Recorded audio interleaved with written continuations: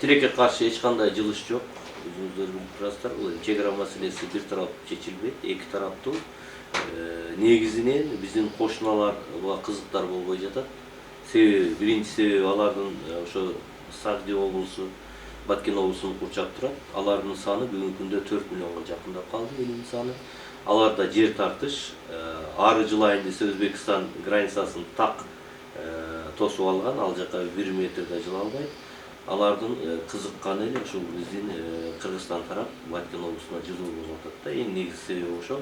Ошон үчүн бүгүнкү күнгө чейин эч кандай баягы кадамдарга бара албай атат да. Ошол негизги себеби ошол. Андан сырткары биздин өкмөттүн дагы айтыш керек жүргүзгөн жумуштары канааттандырарлык эмес. Ошол системада иштеген биздин өкмөт мүчөлөрү дагы тилекке каршы бүгүнкү күндө ошо мындай чек ара боюнча иштеген мурдагы Курбанбаевдин ордунда ошол иштей турган кишинин орду вакансияда турат. Өкмөт муну эмнеге чечпей атат?